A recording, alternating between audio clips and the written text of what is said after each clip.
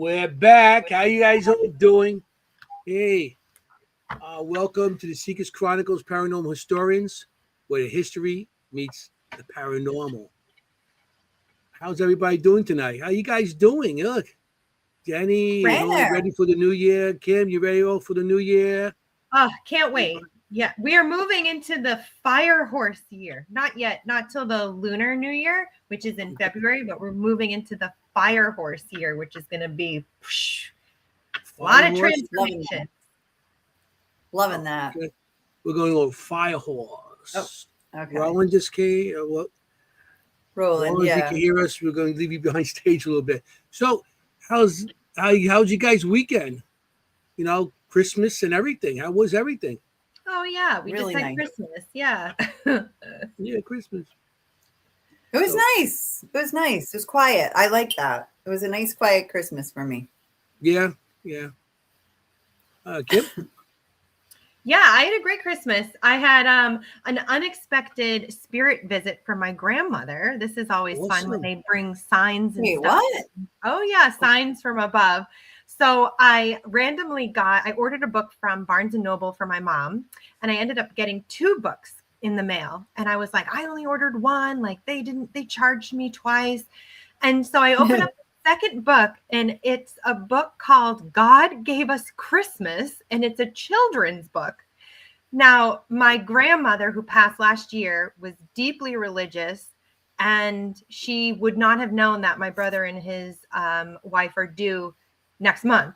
So on the actual delivery, it was supposed to go to Mississippi.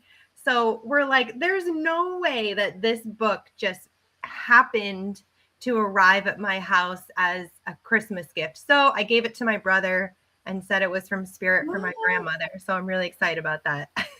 That's awesome. Isn't that crazy? That's I know, really cool. Mississippi. It was Amazon. I've never had Amazon do that kind of mistake, No, Never never. get nothing No. for free. Nope. Yeah. Nope.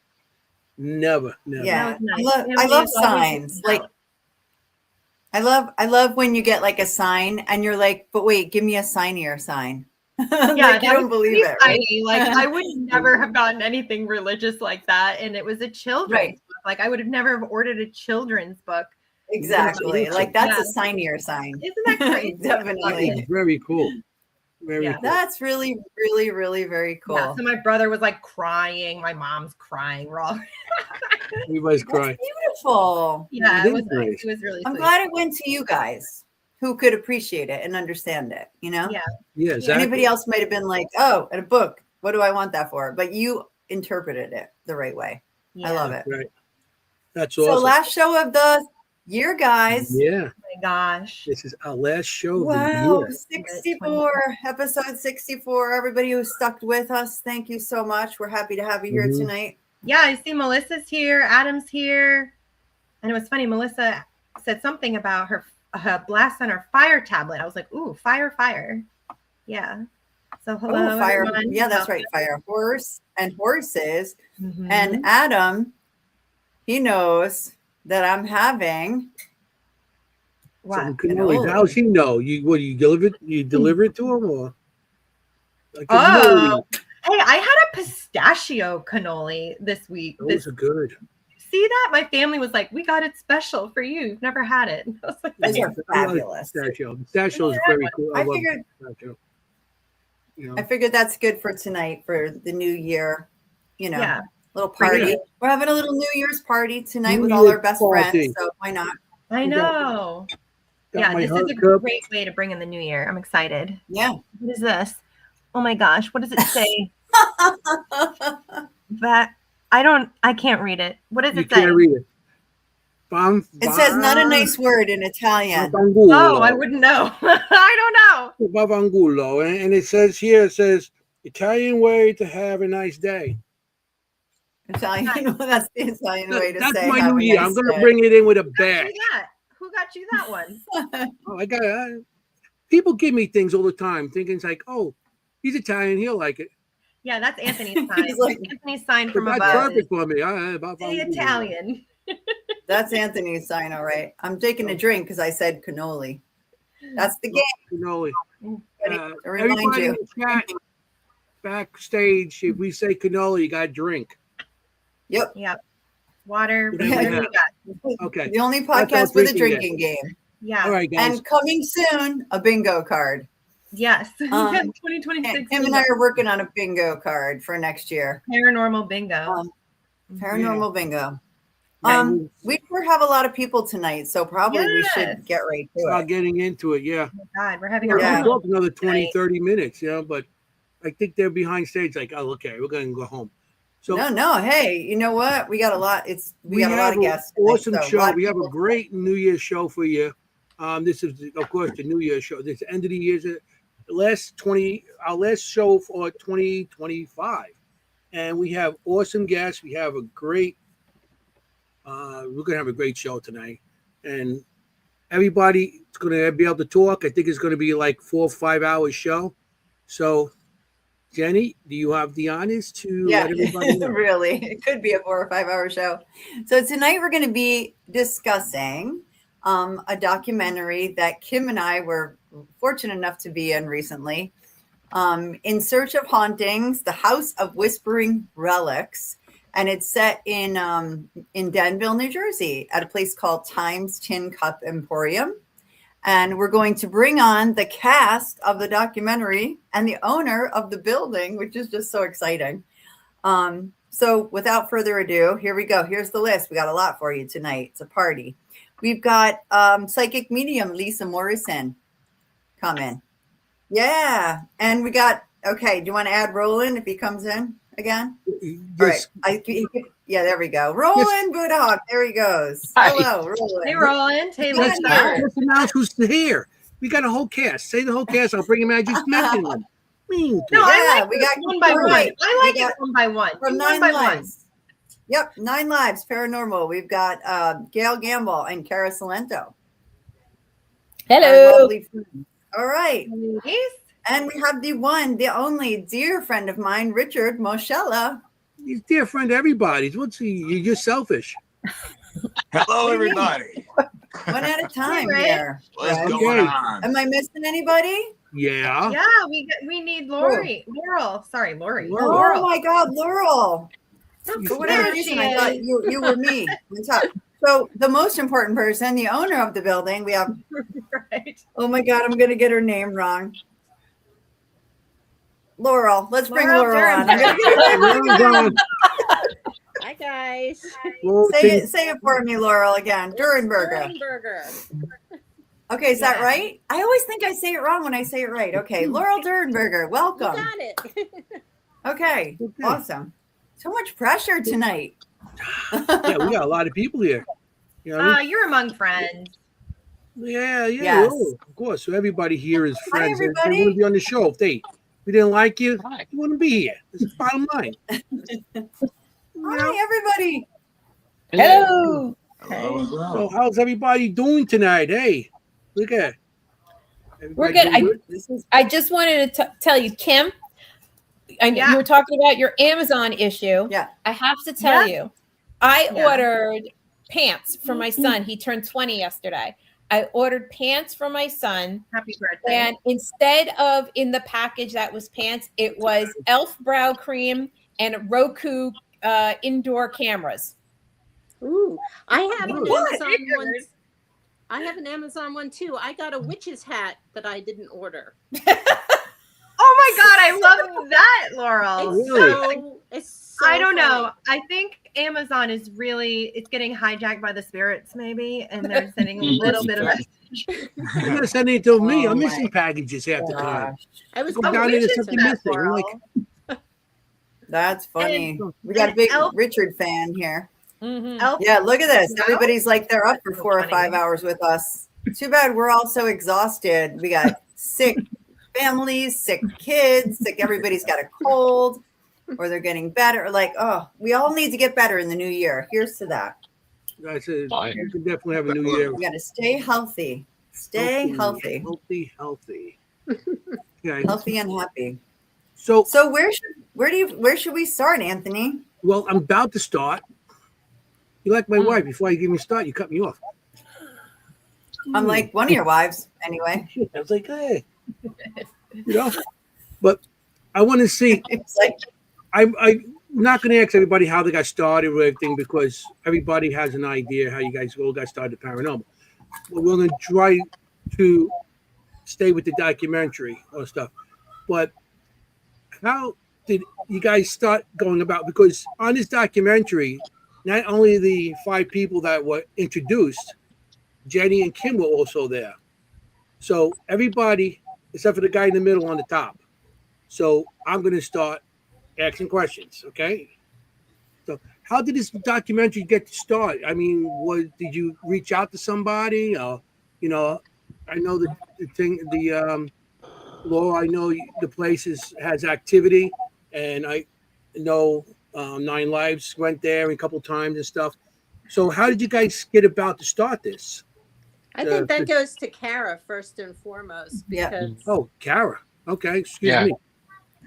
So what happened was we did an event at another establishment, and there was somebody in the audience that kept asking Gail questions.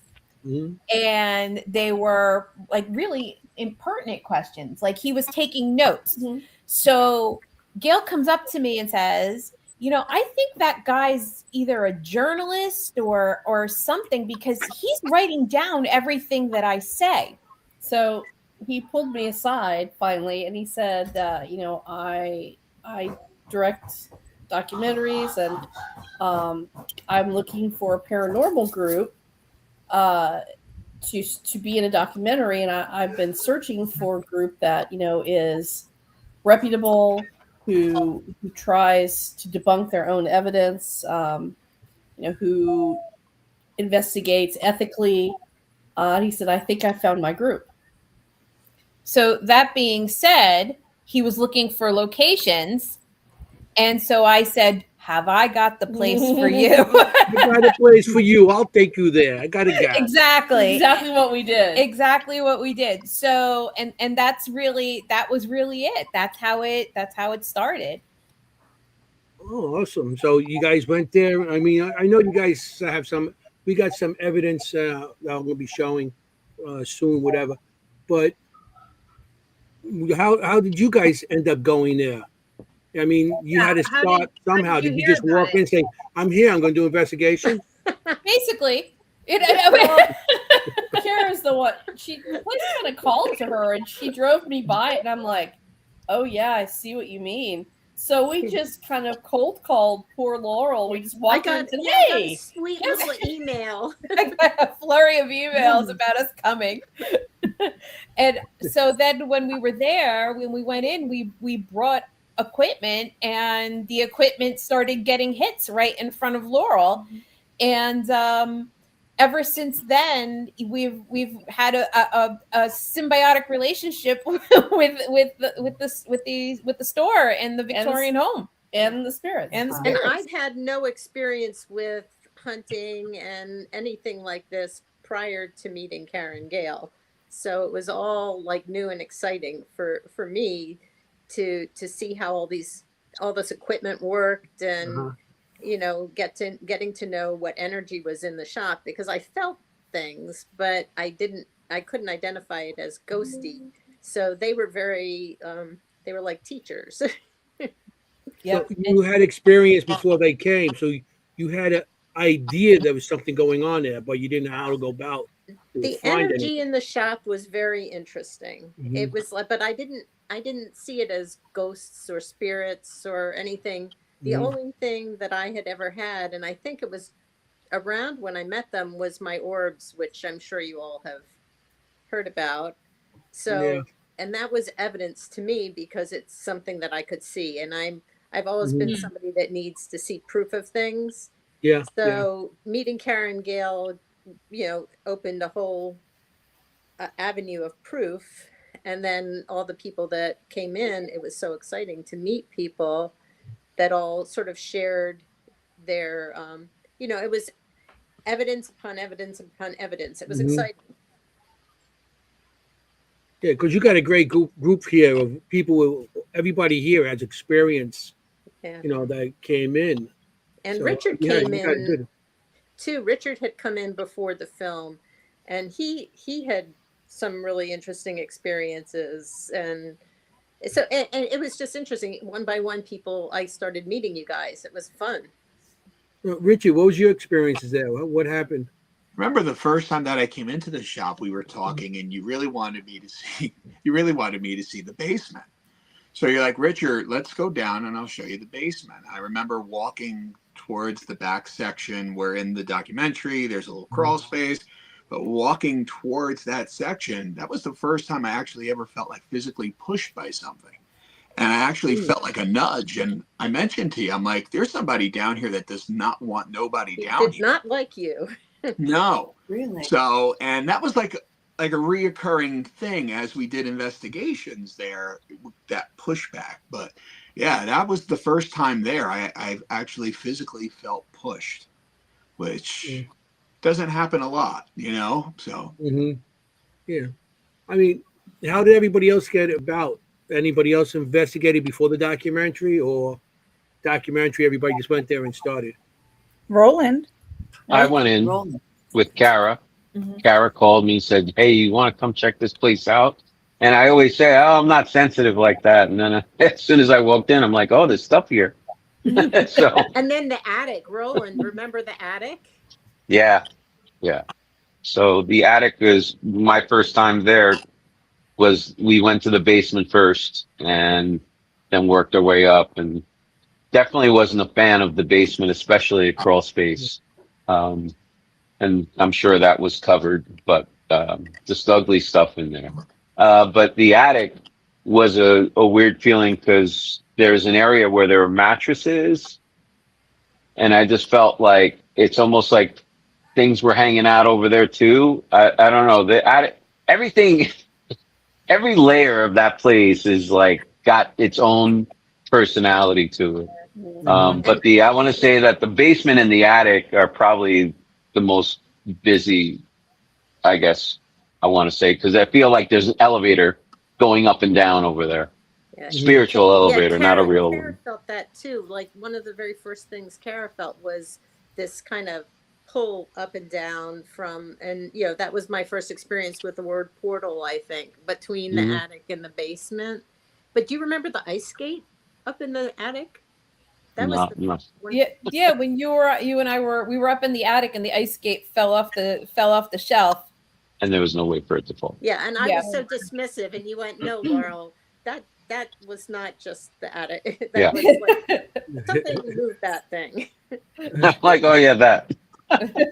Roland, are you a psychic or medium, or you sensitive?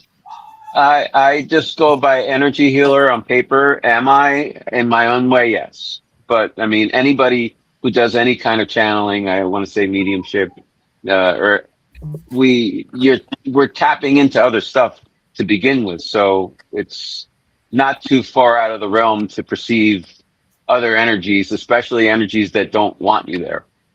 Mm-hmm. So that's probably the biggest step that I've taken, saying yes. Without saying yes. All right. You guys are funny. Coming out party. Welcome to 2020. Ladies and Welcome, gentlemen, Alvin. welcome. Sensitive. We're Roland happy to Woodhull. have you join. But we've had more than one occasion where we've had that type of activity. I know Kimm was the victim of one of them on a something falling off a shelf, right? Is that correct?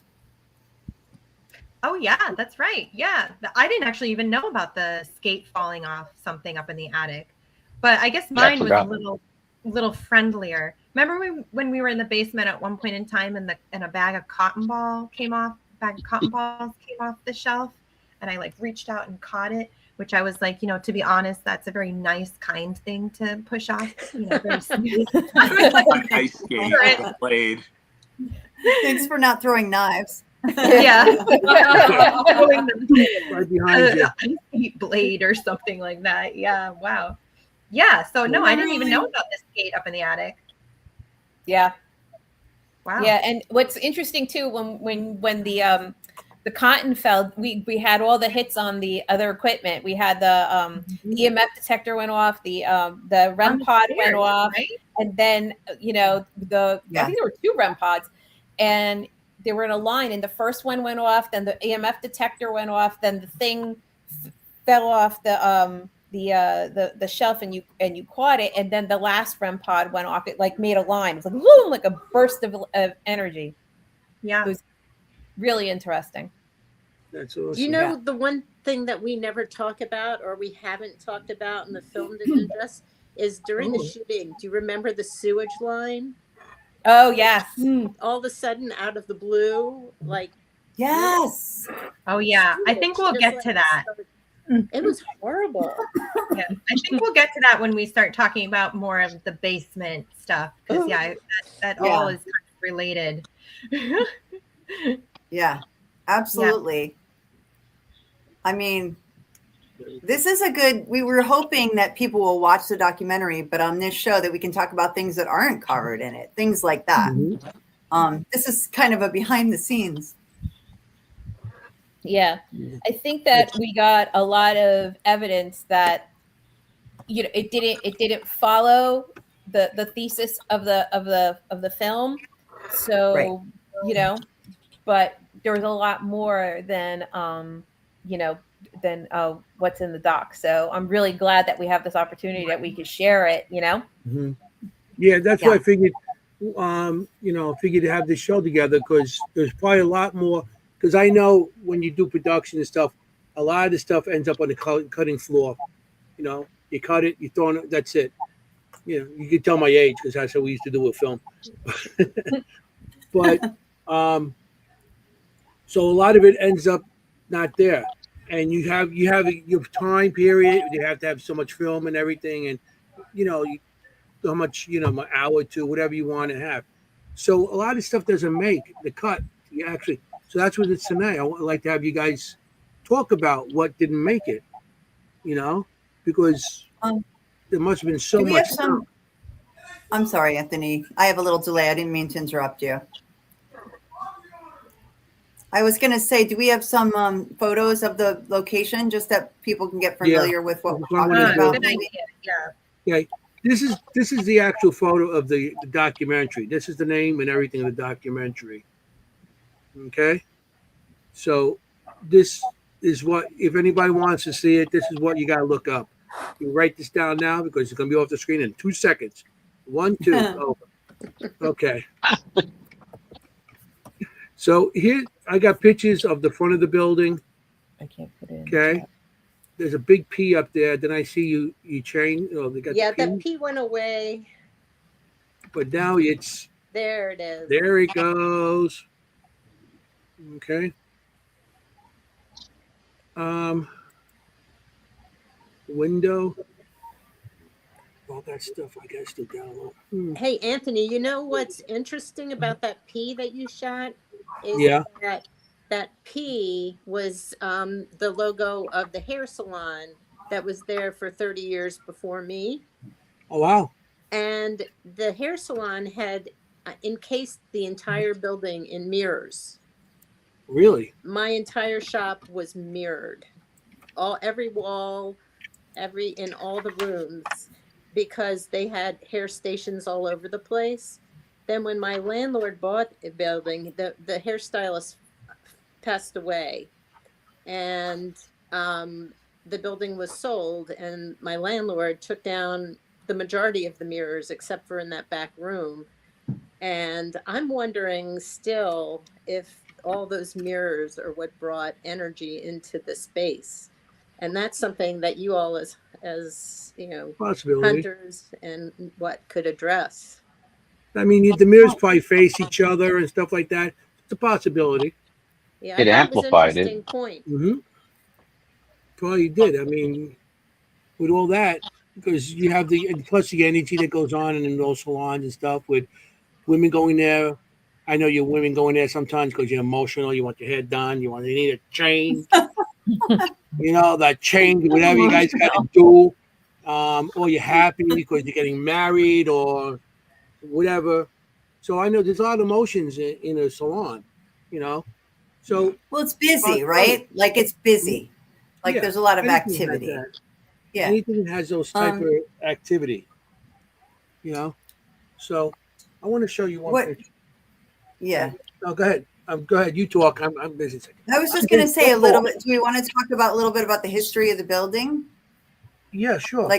Like you said, you brought up that it was a salon before that, and Kimm did Yeah, some how old's the research on building? who owned the building. Yeah, Kimm did some amazing research of Kimm, things yeah. that I had no idea.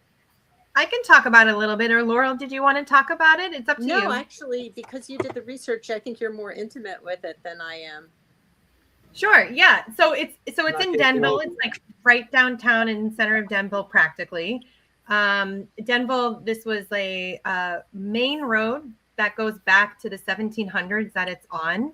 There is a church, an old church next door to it that has been converted. So it was next to a church for a really, really, really long time. The house was probably built around in the mid to late 1800s. It was on the property line of somebody else, but it was always really next to the church, which is interesting and kind of leads into some of our experiences, I think, there, and who may have shown up in some of the energies. And the first person who actually owned the house and lived in the house was a Reverend Benjamin Reed. He had 3 children, one of them of which was a doctor. And I believe he worked out of the house. So that's actually another thing that is really interesting about some of the energies that I know Lisa was experiencing, that I know Richard was experiencing, and I know that I were experiencing there. That may have something to do with it. And then after that, it went into a few family names. Wasn't really doing much. And then it became a toy shop. So isn't that interesting, Laurel? We loved that it became a toy shop, right? It was like, it was so nest. Yeah. And an then interesting it became name for a toy shop too, I thought. Yeah. Well, and it's also interesting that, we always say in energetics, like attracts like, right? I mean, Roland knows that any of us at the mediums and psychics know like attracts like. So a place that has had these kind of items, like lots of different items, will kind of open itself up to having another kind of shop like it in there, which is so interesting that now it's an antique shop. So it's still kind of having that imprint within it, which I think spaces enjoy, kind of that keeping the line with those kinds of things. That's so am I forgetting interesting. major history? And Lisa, do you want to share your story about the doctor? Oh, when we were up in the attic. Yes, right? please. When wasn't it Charles? But then Laurel had said, because I got the name Charles, and I try to remember how this happened. But and this, I think was on film, but it didn't make the cut for the documentary. Where I can't remember what happened, but I kept feeling this man, and then I heard the name Charles. But it was funny because I remember, Laurel, you said you had a Charles also that had passed. You were there. But then I kept getting the name, and then Kimm, you were able to find that in the history. Charles. Yes. Yeah, Charles is one of the Reverend's sons. So that was one of the doctor? Sons. No, the doctor was Theodore Norris Reed was the doctor, and the son was Charles. Charles didn't die in his 30s, I think. He was young.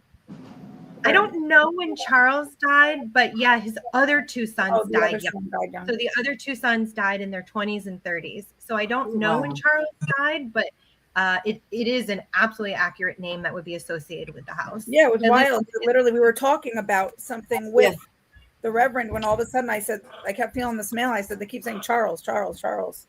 And then at the time, Kimm said, no, I didn't see any Charles. And then you went back and then you found it. Yep. And I don't know if you guys remember this, but we also have an EVP where I ask, what did you do? Did you heal people? Were you a doctor? And we have that EVP tonight, so I won't say what it says, but now but I don't know if you remember that. But we also got confirmation by EVP about that. Now would be a great time to play that. Play that EVP. Oh yeah. You want to put EVP? Here we go. Are you a doctor in the medical field or healing people? That was clear. Yeah. That was clear. Do it again, everybody, with yours. Or in the medical field or healing people. You can hear a doctor. Yeah, wow. Totally clear. Very good. Yeah. That's very good. That was an exciting one when we got that. Very much so. I got a picture Yeah. here. I actually drew a picture from a picture. I got this off the I guess Facebook. I went and got a couple, and this is a picture of somebody standing there at a counter. Okay, I feel whoever's at this counter or whoever sits in this area always gets a cold feeling on the back of them because there's a person about 4 feet and change that's always looking over the shoulder. And this when this happens, I feel you get like pins and needles chill from it. I'm gonna have to think on that. You know, it's in this area here. Who is that? That's she doesn't come to the shop much anymore. That's interesting. Probably But because she was I'll getting a share cold something- chill. I'll share something. She's getting a That's cold my shoulder, other yeah. shop. That's not That's funny. 27 Diamond. That was in Booton. I think that's Jess. And Booton had some spirits in my shop there too. Yeah, You guys bought some of the stuff when you move, whatever was there attached to your to the antiques. Wow. Could have came over. That is, well, there were some very interesting stories out of that Booton location too. And yeah, we won't go there. Yeah, Booton is, as most of us know, Booton is a very interesting town. Yes, there's definitely spirited activity all over that town for sure. But you know, the other part of some of the energy Kara can probably address, and Gail, about Minnie. And Minnie has come through in other things, but I don't know that she came in the filming of this film, but she came in another time. I can't remember quite when. Do you remember up in the attic singing with Minnie? Yes. Minnie was a longtime resident of Denville, and she was actually a fixture of Denville, that they celebrated her, and she passed away when she was 100 years old. And she used to go to Laurel's shop to get her hair done, and she also was a collector of antiques. And Laurel ended up getting some of her things that were put up for consignment in her shop. And there she is. And, whoops! And Laurel ended up getting a hymnal. You got a hymnal and a book of Morris County history, and some other things that we know were hers because she wrote her name in the book. So I went into the attic and I started, reading and out of the books, and then we started getting more responses from our equipment, the EMF, the portal. We started getting more responses as I continued to read. The whole and then you started singing. You started singing a hymn. Yeah, I started singing. Yeah, because it was good to go to Catholic school. I started singing. I knew the hymn. No, it wasn't. So I started singing it. Nice. I don't remember, Richard, did you pick up on Minnie right away? I know there was a gentleman right away that was religious, right away that first night. Did you? I remember doing the sketch and then going up to the second floor and sketching that older female energy that I was picking up there. Because much like that elevator, I said there's that presence in the basement, but then we go right upstairs. And when I went upstairs is where I drew the woman, and she resembled a lot that woman, Minnie, and feeling more of a watchfulness and, just more like an investment of the people that were there, watching them coming and going, and sketching her there. But definitely on the second floor. Yeah, she was connected also to the church next door. She and her husband had gotten married at the church next door. And lived around the corner on Church Street, just around the corner, when it was her family owned the land that the Starbucks is on. and they used Right. to play baseball back there. Right. Yeah, so she's very connected to that area for sure. I feel like in Lisa, the attic, what did though. you experience Mostly. there, Lisa? Mhm. What did you experience there? All I right. don't want you to fall asleep Well, on us over here. there was a there was a Buckle up. lot. I mean, I get stuck on what happened in the basement though, and I don't know if we want to go there yet. Yeah. That to me was We got 2 hours to kill. You might as well go somewhere. was Let's do it. And this was the first time, right, that we were there before we actually filmed, right, Rich? Wasn't it last fall? Yeah. When you felt like you were physically like you changed. Yeah. Roland had followed right behind you, if I remember correctly. There was this crawl space, and there was a lot, you know, we were all kind of feeling that heaviness of something trying, almost like hiding in this crawl space, right? So Rich volunteers. Yeah. And I'll say I've known Rich for several years now, and we've worked together a lot, even outside of the paranormal, doing mediumship events and stuff like that. So I know Rich's personality, like, you know. I'm sorry to hear. Yeah, I know I know, Richard right? all the time too. Right? So no, I didn't like you, Rich. I wish that we somehow could have aired this because it was just insane to me. Yeah. That Rich came out of that crawl space and his face was like not his face at all. It was very freaky. He was bright red. Remember that? Like Yeah. bright red. He was angry. No smile. You could feel almost like anger coming off of him. And he's That's like, not Rich at it's all. not Rich. That's why No. I'm like, this is weird. And he's like, a I sweet can go guy. outside. That was probably one of the most actually profound things I've ever witnessed, period, in doing this in like 20 years. Because it really doesn't happen, especially if you're well protected and you know, and you're going in with certain intentions, and usually we know how to kind of keep ourselves shielded, you know. But that to me showed me that there was definitely something that was definitely more of malicious intent. And then we fast forward to in January or February when we were filming, and this is in, you know, with the holy water and Kimm making that face. That was a great face. But that's what prompted me to do that time around, because to watch Rich get affected that way, I said, there's definitely something to this. This is not somebody like, look, we can be our own worst enemy sometimes. Our minds can play tricks on us.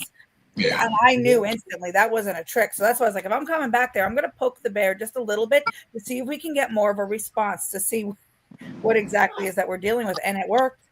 Yeah. You know? It did. And then I mean, we took him storyline outside going back. Yeah. We took you outside. We took you outside with Roland to help you out. You were not yourself at all. At all. I was gonna ask Rich and Roland, because you both were in that kind of vicinity. Walk us through what happened to you guys. I Go remember ahead, Rich. just being the first one in and Roland in back of me just saying, like, you know, just affirming, like, you have no power here, and all this positive stuff, and just being in between him and what was ever in that space, and just feeling all of a sudden like just anger against everybody there, and just feeling like just I was out of my own mind. It was like just something else has just started, like, just making me angry and angry and angry, to the point I where had to kick him out. Yeah, that I turned to Roland, and he's like, Rich, you got to get out of here. Yeah. That's it. Yeah, we went outside. And Roland, can you talk about what you did with him outside? With a little bit about what you do, because you're new to our show. Right. So I do energy healing, right? We're just leaving it there. I don't need to get crazy with it. So we were just trying to help move that anger off of him, and it didn't want to go anywhere. So it almost struck me as like this thing went so inside Rich, like it was tapping into some old school stuff, like holding on tight. It did not want to go. It took But, 24 hours. Yeah. I mean, I moved what I could, in a short amount of time, but I needed to do more I just didn't get the chance to, but he was enough that he can walk around and not, he wasn't a tomato red anymore. Right. We also remember, Jeannie, your ankle got nibbled on or something. Oh my God, I Nibbled on. forgot about that. There was a mark. Totally forgot that. Yeah. Yes. A scratch, When we were a leaving. nibble, a scratch, blah. Yeah. I forgot about that. That's never happened to me either. Yeah, that was on your ankle. But I actually went in the crawl space, to be fair, with Gail. Gail, right? We went in the crawl space when I first got there. We went in the basement in the crawl space, and I think you shut me in there by myself. No, not because bang. You asked me. I had your permission. I don't blame you, Gail. I like to shut it out too once in a while. I did. I was like, shut me in that crawl space by myself. And it was so quiet and so nothing to me. And that as investigators, we can take information from that too, right? Like something's not after me, but it is after Rich. So why? So we have to ask these questions, right? Like why? Because I was just comfy in there, no problem at all. And I wonder why Rich. Anybody have any theories? Well, I also wanted to bring up Karen Gail. You had previous experiences in that area too. Yes. Yeah. Oh, yes. Absolutely. That's true.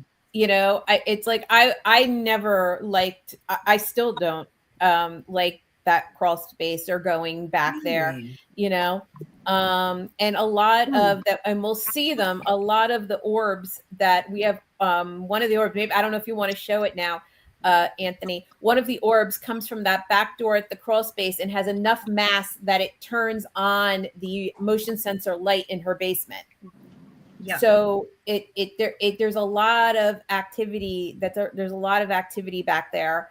And it just doesn't sit right with me. And like sometimes when I go into the back there, it feels heavy, not like I'm getting pushed as demonstratively as Richard does, but I feel resistance walking into that back area, like something's pushing me back. Also in that back area, I think I sent it to you, Anthony, is the video of the box falling off the shelf on its own that was all caught by all the footage that we got was caught by Laurel's security cameras. So there's definitely a lot of more energy back there that has I don't even know what you want to call it. Well, remember, I saw that guy sitting there when you and I went in there, Sarah. So I had the impression of a guy sitting like in the concrete. It's a weird setup over there. How this whole area is covered with cement. It's pretty deep too. It doesn't need to be there, but I saw a guy sitting there and he kept trying to overlay what's the name of that guy that I'm thinking about, that demon-y guy? Baphomet. Yeah, so I kept on seeing him kind of like trying to overlay that. I'm like, that's not, that's your person. Yeah, he's just trying to. Yeah, he's trying to make it like I'm a big guy flexing muscles. Yeah. And it's not to say clearly that the guy, that fella doesn't have anything going on. He has some juice clearly, but just not to the point that you're going to be some kind of craziness. I was like, all right. We're not bringing Zach Bagans in. No. None of that crazy. I'm going to show the video with the light turning on. Yeah.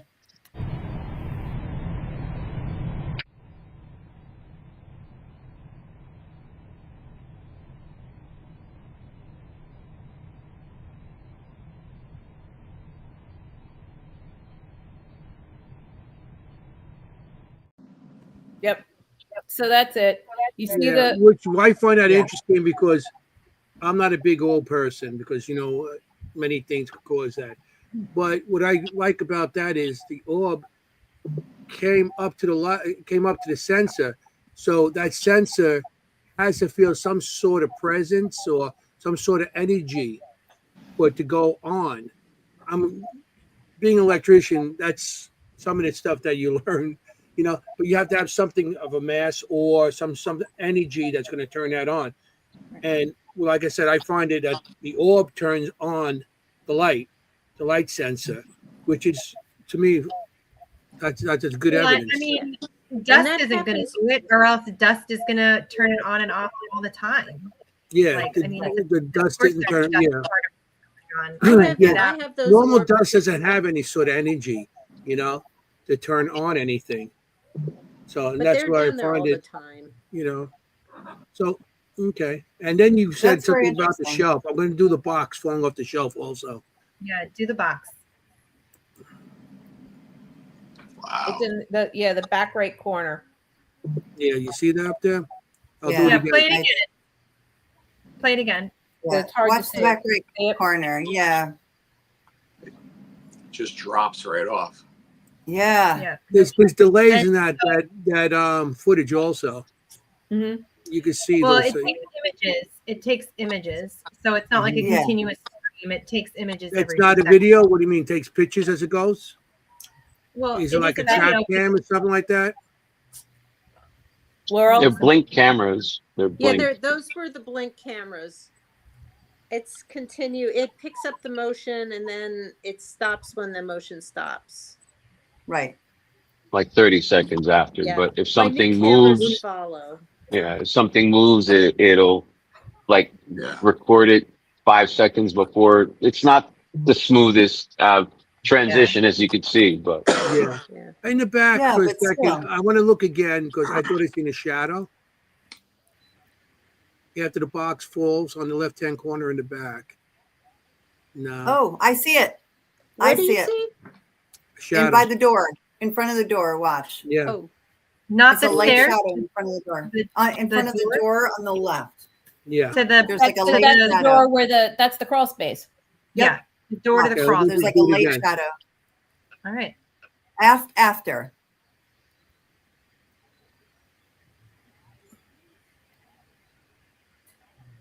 Oh, I didn't I see it. actually see that. Mhm. I didn't see it at all. It's light, but you can see the It is movement. light. It's like It's it's very like light halfway movement. down and below. Remember, it's like a delay, it's like lower. I said. Yeah, It's we Good can lower. catch, see it. Anthony. Yeah, good catch, Anthony. Nice Do it again. catch, Anthony. He's like It's a after pro. it falls.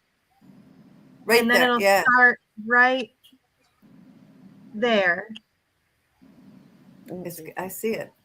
I'm Well, gonna we'll need to have- we'll blow have it up. Very fast Thanks. shadow. But Yeah, I think on a interestingly, bigger like, screen.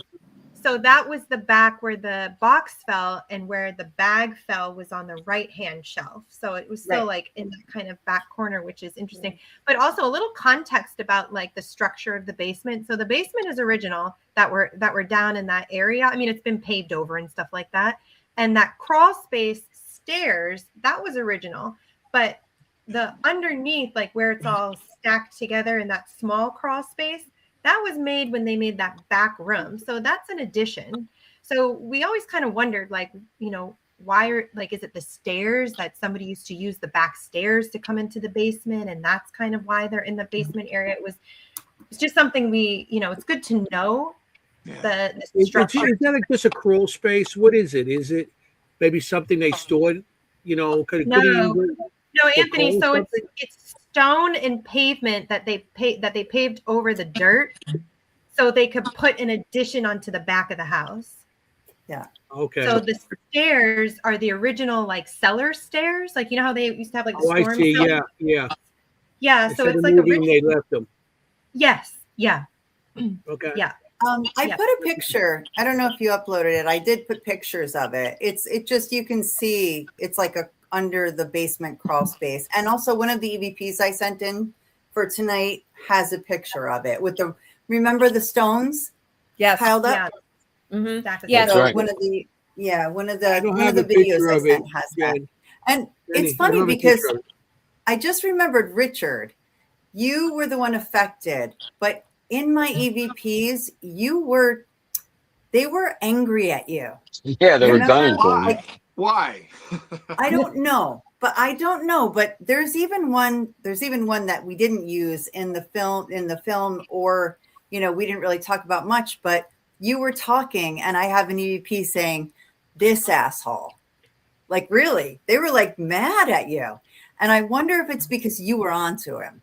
Like you could, I just want to be left alone. I don't want anyone to see me. I don't want anyone to sense me. Maybe it was Yeah, like that angry like at Richard. Yeah, it was, Yeah, I forgot about that one. Yeah, but You it know- was that extreme. I just thought of this. Did we ever kind of have a general consensus of who this entity is? An angry guy. An angry man. And Did thought we? it- I think it remember was a I priest at first? sketched.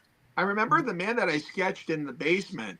He looked pretty much like say a priest. Remember, I even Yeah. drew a cross. So I even yeah, drew a cross, some rosary, and I said he's very like by the book. He likes things by the book.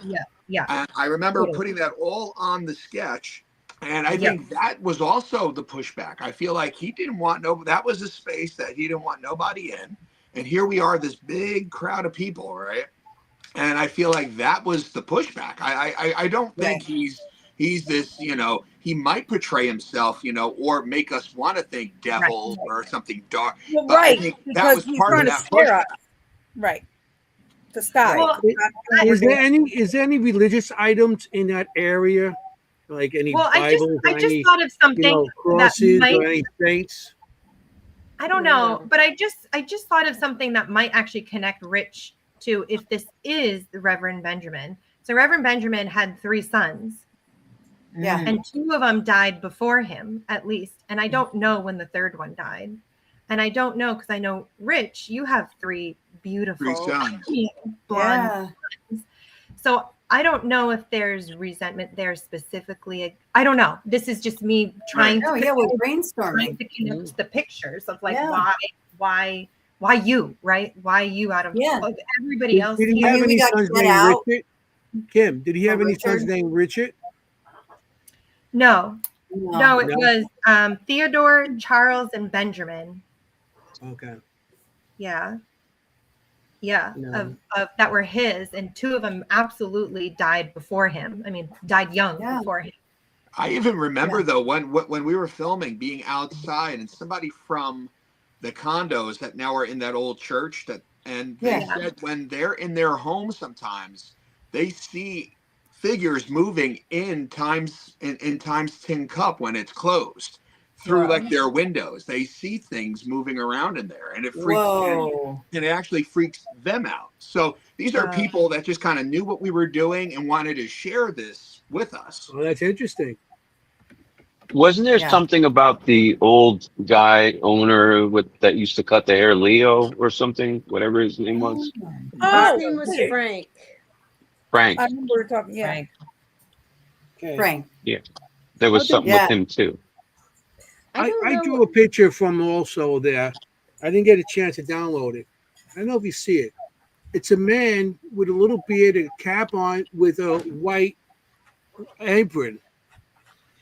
He's standing in the corner Oh. there. Would that be a barber? I was Can you make wondering it why he had a bigger? white Sure. apron There on. we go.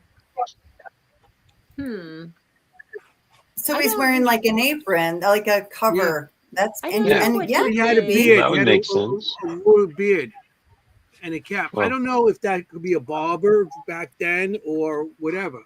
I don't I know. have a picture of Frank. So Yeah, Frank Blaho. but good point, he Anthony. had Interesting. the beard coming down, and it was just the beard on the bottom coming here. He didn't have any chat. He didn't have the sideburns, and he didn't have a mustache. It was just a beard. Yeah, I don't know what he looks like really. Yeah, somebody suggests he's That's a what I thought butcher. he was. At first, I thought he might have been a butcher because of the white Right. thing, But you guys are talking about barbers, so it's a possibility. Maybe a barber. Yeah. Yeah, but he had a salon, right? It wasn't it a Yeah. salon, so he'd Yeah, still it was a wear hair the salon. bib. I mean, the Yeah. apron. Sorry. Yeah, he Yeah. might have. Yeah. So But, I'm just curious because when I seen that picture, Lisa- when I do that, Oh, sorry. Go ahead. no, go ahead. Lisa, Oh, you said yeah, it's I really apologize. I'm just having a little delay tonight. So if I interrupt you, it's not on purpose. Yes, it That's is. usually Lisa, I know, right? It's usually Kim. Now I'm going to forget what I got to say. But Lisa brought the holy water to the basement as a test, right? Like you didn't think, oh, I'm bringing this because I'm getting rid of something evil. You thought, well, let's use it as a test because if it increases activity, We know Right. we might have something here that's angry like that in that way. Right. It was kind of like an experiment sort of thing that you were doing. And I mean, you guys want to talk about what happened when we did use the holy water? Or Kim's like, no, let's not talk about that. This is the part of the video. This is the part of the documentary I thought was the best. What you said afterwards. Oh yeah, it's everyone's favorite line in the whole thing, Kimm. But it was also interesting too. After Lisa did that, because I had a rosary necklace that was there, and it broke in its box. Yeah. Like it actually. Oh, I came forgot apart. that happened. Yeah, it came apart, and I was like, "What?" It just came apart in the box that was down in the basement. We didn't bring it out to like hang it, but you know, we bring trigger objects, whatever. Yeah. I don't know. After you did that, I just felt like revulsion, and it was just like I couldn't stop coughing. I was coughing. I mean, maybe it was purifying me, is what my family and what Kyle says. It's good stuff. Oh, wait, we have the exact quote. Look, let's not do that again. Sorry, but I want to hear something funny. It makes me feel like it wasn't. Well done, Adam. Well done. I want to hear something funny about when you said that. When we watched it at the Ritz Theater, and that came up, we heard. Yeah. I heard, and I think it was Frankie's son heard a woman behind stage yell, like, "Oh!" Oh, right at after the he same said time. that. Oh So yeah. it's like we played it at the theater, and it was an interaction of what you said behind. Yeah, that was, it was really potent. Like I could feel Lisa doing this, and I could feel the momentum of it, and I could feel the resistance on the other end. Like I could feel the entity, this gentleman, I do believe it's a gentleman as well. It was just like not having it. He was just not having it. Right. what kind of religion was this guy? Was he? What type of religion was he? Baptist? Was he Methodist or Catholic? I don't know. I couldn't find out, but he was a chaplain in the Civil War. So he definitely was like an active participant in the clergy, but I don't know what religion specifically. Yeah, because maybe he wasn't part of any sort of Catholic religion. Maybe something else that he didn't believe. Maybe one of those churches of like snakes and stuff like that. Maybe it was something like that. Doesn't believe in holy water. Doesn't believe in any kind of religious thing, and they have their own faith. Maybe. Yeah, maybe. And being a chaplain does not mean you are a priest or anything. That means you know more about the Bible when it came to the army, and if you knew quotes in the Bible, that make you a chaplain. I mean, he is labeled as a reverend. So on his deeds and everything, he is labeled as a reverend. So that's on like the land deeds that it says REV. Benjamin, blah, blah, blah, multiple times. So I do believe he was, I don't know where, but yeah. But he also didn't like Roland because like we also had a really clear EVP about Roland saying, "Get out." That was you. That was right at you. Remember? You were talking, and he goes, "Get out." To you. I think we all did a round robin with it. Right. I wonder. I'm gonna stop playing EVPs. So if you think about it, don't like you either. Yeah, maybe you don't like men. I don't know. Because Possibly. I was was a having a thought. good time down in the crawl space. But but it was like, get out. And Richard was, probably the angriest at Richard.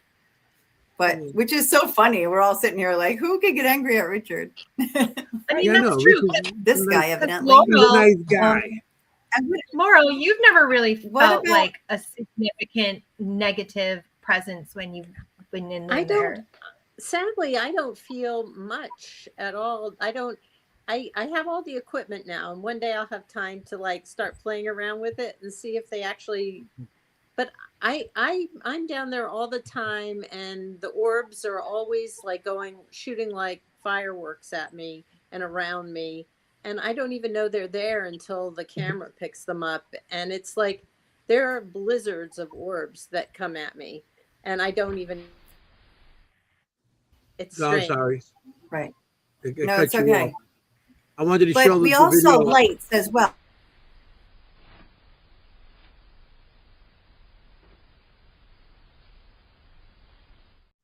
That's what you're talking about? So- Yeah, but I have videos where they will go literally for 5-10 minutes the entire time I'm working down there, and you see them shooting around, and sometimes they're crawling across the floor, sometimes they're like just going like a whirlwind.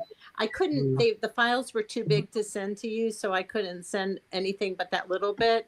But it is pretty wild down there when the orbs start going. Now, the interesting thing is I've not had orb activity with any great regularity since you guys were there. I think Roland healed them. I think when Roland was downstairs in the basement at the furnace, he healed them, and they don't come around to so much anymore. Wow. Throw them out. You're not paying rent. You got to get lost. Sorry, Laurel. He's the bouncer. I think Roland was an orb bouncer. An orb. You're an orb bouncer. No, Oh my but God, it's that's really, funny. it's been very calm at my shop lately. I really very calm. So Well, honestly, Laurel, we experience that a lot. And I don't know if anybody else who, can speak to this, is after doing investigations, often activity calms down because they either feel heard, seen, expressed, recognized. Yeah. Right. So we definitely, we've had it the other way too, where after you come in, it can really set things off. But I feel like more than often it quiets down. yeah, it's been very quiet, except for when Kara comes. It's Kara Kara, talk about that. She's a Kara's troublemaker. I have a very strange relationship with the sorry, my dog's gonna bark, with the spirits in the in Times 10 Cup. They like me. If we go and do an event, like we're scheduled to do an event there coming up in a few weeks, there's usually activity after that night after I leave. When almost I'm always. there, I'm sorry. Always. And when I'm there, like if something is not right, I can sense it. Like I'll say like now it like I can't, Laurel's got so much new stuff that I wouldn't be able to tell, but like if something throws the energy off in the house when I walk in, it's like I'll say, what did you get that's new? Because something is new here, and I can sense it. And then if something else, like if something is in the shop and it's, I don't want to use the word negative, but something is happening, like let's say I'm doing an event and someone comes in with bad juju, that picture that you drew, Anthony, is really telling, because I can feel it behind me and actually almost like putting its arms around me like this, like it's kind of like keeping me from it. That's true. You did. Remember that day when we were doing the promo for you said there's something really bad over my shoulder. Yeah. You said that. Yep. That's interesting. So I can feel it, but it's strange. I don't like, and I always say this, language fails when it comes to the paranormal stuff, because it's not like strange has, like, to me anyway, a negative connotation, but it's strange in that I don't get that sensation at any other place that I've been to. And it just seems that the energy there when I walk in recognizes me and I recognize it. And like, for lack of a better, our demons play well together. So it's like, it's interesting. So, and usually after I do an event at Laurel's, the next day after I leave, she sends me the footage that the orbs are back, and she'll say, the orbs, I haven't had any orbs in a while, and I say, oh, they'll be here now, and it's true. It's the next day there they go. Like a lot of times they'll follow you right out of the shop too. Yeah, it's like she does have footage, and I couldn't find it. There's footage of her blink camera where the blink camera like follows me out of the shop. It's like, remember that one? It was on the behind and it moves. And she's like, there's no reason why that it should do that, because I was in the same space, but I was walking and the camera focus shifted to follow me out the door. It's Wow. just weird. Oh, It's wow. really weird. Well, There's- we've there's- had another camera move there too. So that Yeah. I didn't Yeah. know about your camera, but in the documentary, there was a camera that moved all on its own up in the attic. So Yes. interesting. That's, So yeah, it's watching. wow. Yeah, Yes. definitely. Have any of you seen lights in the basement? Like a few of us saw not orbs, but like twinkling lights, almost like Yep. I call them Tinkerbell. I sent the footage of the one because Laurel and I were in the basement, and there's a twinkling light that goes right across in the back, actually going from right to left, from like you'll see it on the HVAC system. And I was talking to Laurel, so I didn't see it, but Laurel saw it out of the corner of her eye. Because it had happened right before, and that was a second time. Oh. I'll I had play that said, so you "Did guys can see what it?" I'm talking about. Yeah, you have to look at the HVAC. I saw it Okay. live. Yeah. That one. Not that one. Still not that one. I got a couple little marked orbs here. Oh, I don't know which one it is. I think this one turns on the light. Box. That's the It's box. falling.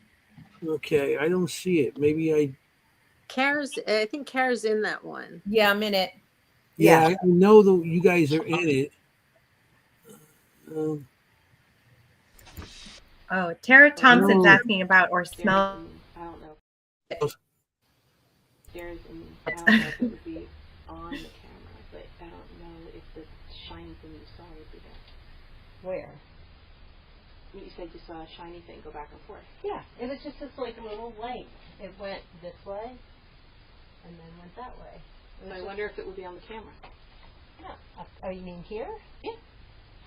Well, it might be. Let's go up. I'll turn up, please. He's not going to come in here today, right? No. Did you see it? Yeah, I seen after you guys are talking, I seen it shoot, not on the ductwork, but I seen a light shoot this way. Is that Yeah, what you're that's talking it. about? And then and Laurel says, I just saw it, and I said, do you think it'll be on the camera? Because she saw it, but I was looking at her. Okay. So I didn't see it. I'm gonna play it one more time. Yep. Play it again. There's, Yeah, play it I don't again. know if it would be on the camera, but I don't know if the shiny thing you saw would be there. Where? You said you saw a shiny thing go back and forth. Yeah, it was just this like little light. It went this way and then went that way. So I wonder if it would be on the camera. Yeah. Oh, you mean here? Yeah. You know something? I seen something on the top of the duct. Yeah, I was going to say there's two. Yeah. There's one at the top ductwork, and then there's the one that goes across. Yeah, I was watching that. I'm seeing the one across the duct, too.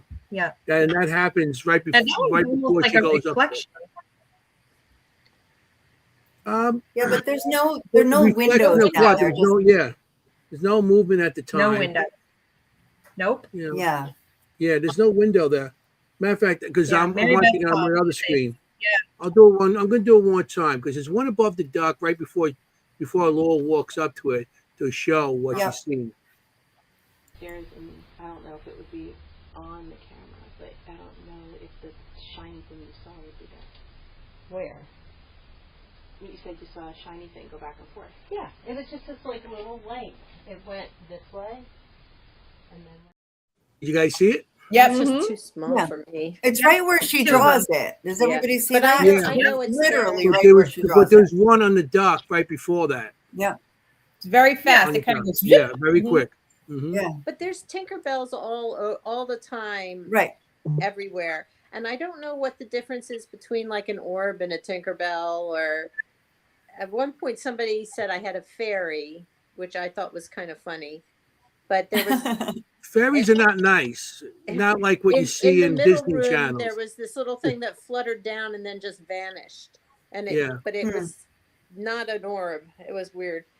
Yeah, you had a video of an orb by the counter in the upstairs that was not a circle. It had a shape to it, particular shape and a particular color. That to me, I think those are more like fairy-like type energies. Yeah. But that's fine. But whether or not it's so hard to know because so many people don't believe in the orbs and the things that, I try to prove that it's dust of some kind. But Mhm. but the more I think about it, like if it was dust, it would be dusty all the time because my shop is filthy half the time. But then, Well, it depends on wind too. Like if there's wind outside coming in through the doors and the windows and the vents, so that can change. Like the dust in the rooms can change for sure.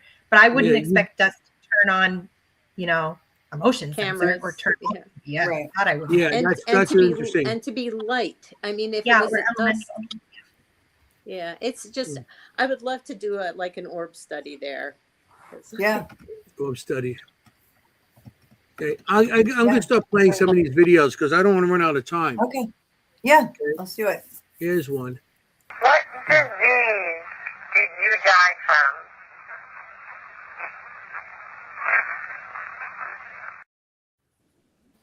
Liver disease.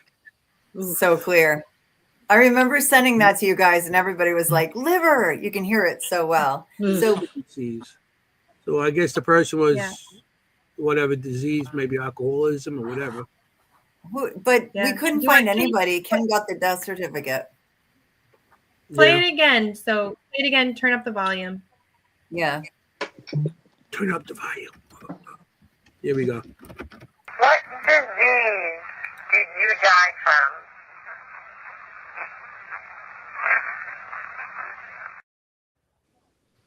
That's clear. It's clear. Liver disease. Yeah. Super cool. You know what I mean? Well, And that's Kim, on the you're not going to get only people that live there or visit. You remember, it's a antique shop, so something could have come in.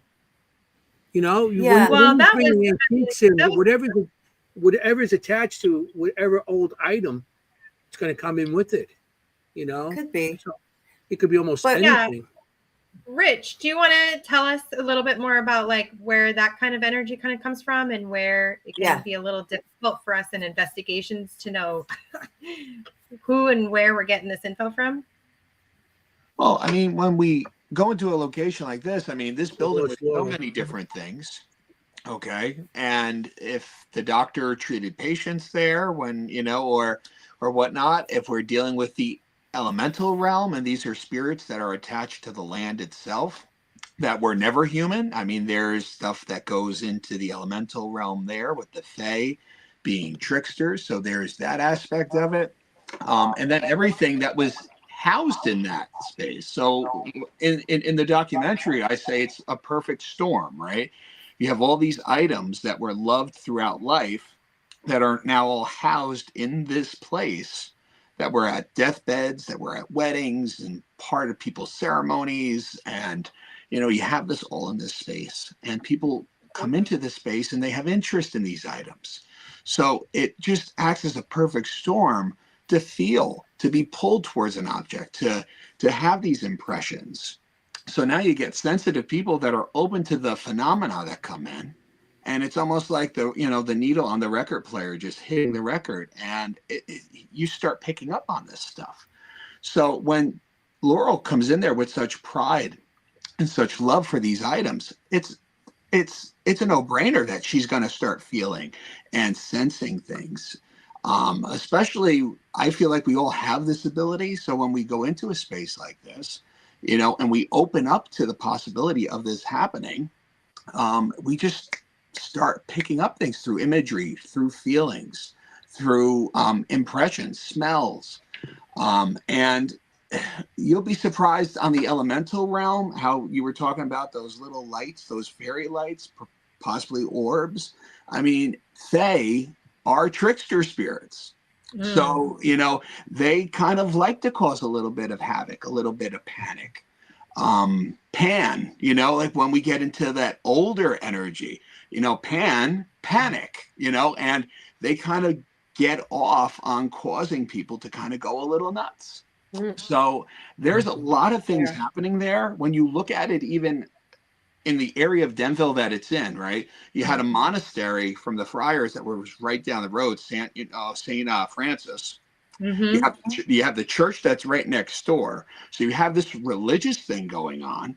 You also have a very old river only a block away from you. That floods.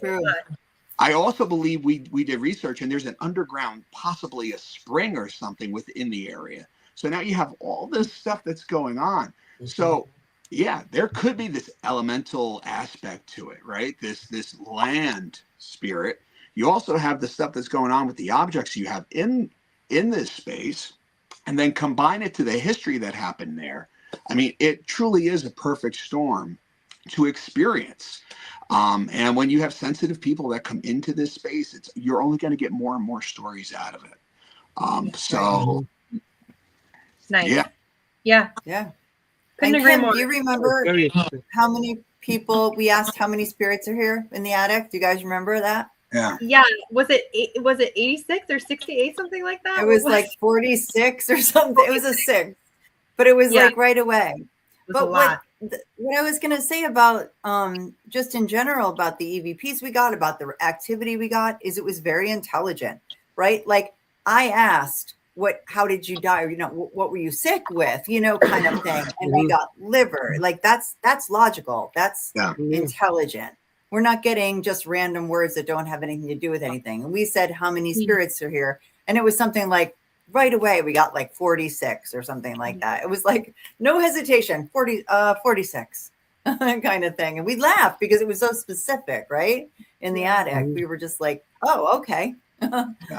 But what tying this to what Richard said is like, you know, he's right. Like there could be 46, right? Like things. There could be 100. Right? Why not? And they can fluctuate all that and they stuff.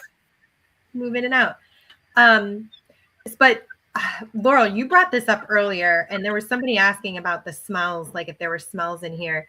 This, I think, was one of the most amazing things that happened while we were there, and just gave me testament to how motivated this entity spirit in the basement was to really have us stop. What happened when we were during our investigation there? Yeah, I mean, we were investigating, and, you know, I made a very, very, you know, major effort to clean the basement and get everything put away neatly so that we could all sit around and you know, do a really good investigation. And so you guys are all doing your thing, and all of a sudden the sewage line breaks, just like just out of the blue. There had been no effort, and it was disgusting, and it was rancid, and it took forever to clean up, and I had to totally trash the basement. So you all had to continue doing the investigation in this like putrid basement, but you kept going. And where? Like, tell us where exactly this happened, because I think this is also amazing. It's in the back of the basement, right by where the boxes fell, and where Kara feels the portal is, and where, I mean, it was just like right there, and it just was sudden, and we had to pretty much stop filming until we could get it all cleaned up and fixed, and then we came back, and that's when you had all that devil stuff happen. Right, right. That was right where Lisa was doing the holy water. Exactly. Yeah, I mean, but the timing of it just had to be intentional from something, because like, why then? Yeah, you know? Right. It's like bizarre. Wow. Yeah. So it's like they want you to stop, so they figured that's how they stop you. Oh, for sure, they wanted us to stop. That man in the basement. I mean, And then Nolan can speak to it maybe, but yeah, he was like, get out of here. Yeah, and I remember Lisa got immediately like sick to your stomach. Yep. Like as soon as you use the holy water, both you Yeah, and Kim I were like, got I got dizzy. Yeah. yeah, dizzy. That's right. That's interesting. Yeah. Yeah. Yeah, but the sewer line, I forgot about that. Wow. Yeah, it was just just uncanny timing. Yeah, so crazy. And this is just the basement. We had so many other things. I was going to ask Kara about, you know, the main floor, what activity we had on the main floor. You guys spent a lot of time there. Yeah, on the main floor is where we sensed the mostly the little boy spirit that was running around, and that's where isn't that where on because with the piece of equipment, the TV, it came up Kimm. So Yes. Oh yeah, that's yeah, so we have this TV that that shows words across it, kind of like an Ovilus, but it's a television set, an actual television set. And it the name Kimm came up there, and it's programmed with, I don't know, over 500 and some odd words or whatever, and I helped choose the words, and I know Kimm was not one of the words that No. I put in. So Wow. but yeah, the name Kimm did come up when we were doing it. And then on the middle in the second floor there is we don't get a lot of movement or activity, but that's where we get a lot of the shadows in that area, and we get the shadow figures and the apparitions in that area, which I'm trying to think in terms of where it would be over the basement. It would probably be over the crawl space, Laurel? Wait a minute, No. which floor are you talking about? Are you talking about like what? The the second floor or curiosity the cabinet? The curiosity cabinet and that back library wall. That's like That would catty be corner. right over that's right that over area. where the sewage Yep. line was. Yeah. Correct. Yeah. And that's where we have the shadow, the video of the shadow, and we have the video of the apparition. Oh, I got to go plug in my computer while we're talking because my energy saver is on. Oh my God. I'm about to die. I got some We have the shadow audio. video. Yeah. Yeah, The let's do that. shadow. Shadow's so Yeah. good. Which one? The shadow one? Yeah, let's play that one. Okay.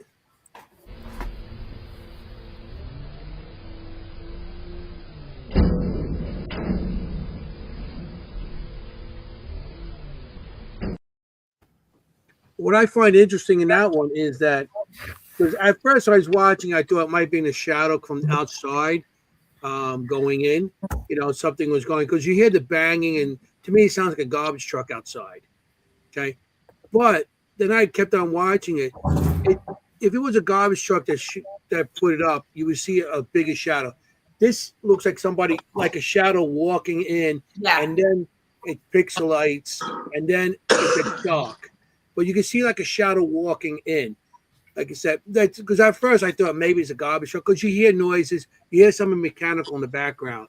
So like I said, it sounds like a garbage pickup. Yeah, because there is out the window. It's in the next room over. There is a dumpster there. Okay. But and I still feel that just from how the shadow came from the corner, and it was thin. It was like, and it's never happened again. That shadow.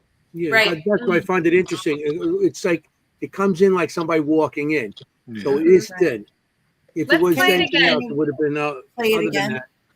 Yeah, let's play it again. It'll be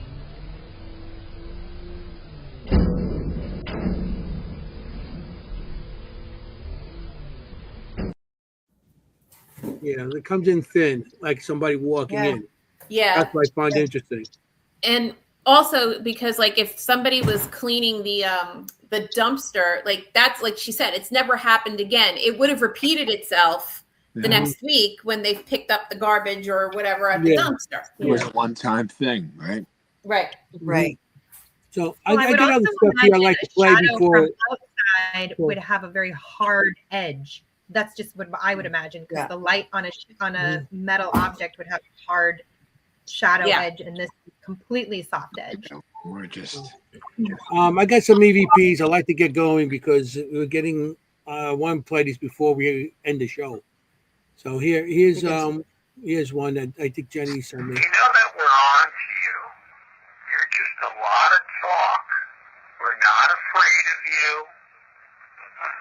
And you need. I'm not impressed. You hear it? You know that we're on to you. You're just a lot of talk. We're not afraid of you.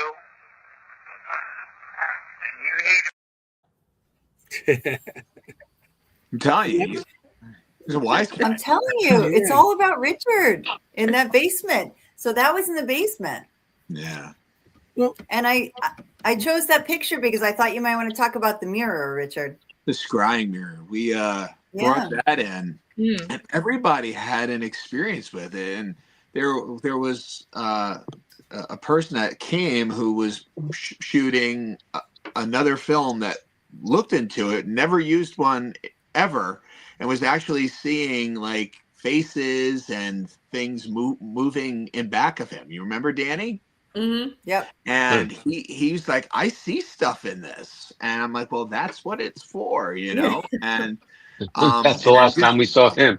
Yeah, that was the last time that we saw Danny. So Danny, but how this works is that it gives you that black canvas, you know, that black space where you kind of soften your gaze and you peer into this blackness by simply holding a candle. You know, the oracles of Greece and Rome did it, you know, in ancient times, and you would scry, and people would see images of their loved ones, faces from across the veil, to things that would even happen in the future through scrying. It's much like a crystal ball, but we use the act of scrying down there, and people were seeing things. I think you too, Jenny, right, saw something in the scrying mirror. I did. Right?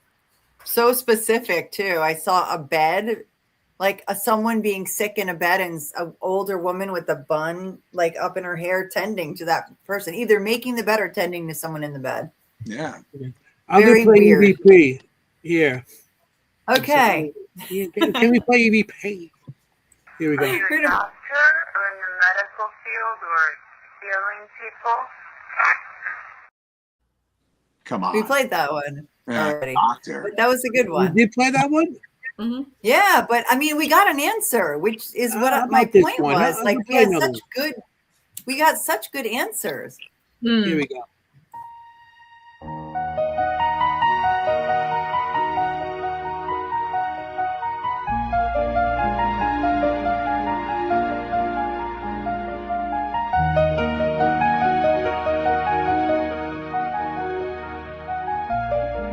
Hi, this is Laurel.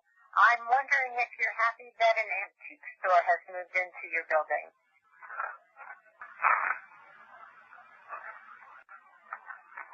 This is Richard. I was in the basement crawl space, and I was curious to know who was in there with me and affected me. Who are you? Hi, this is Roland. What is your name?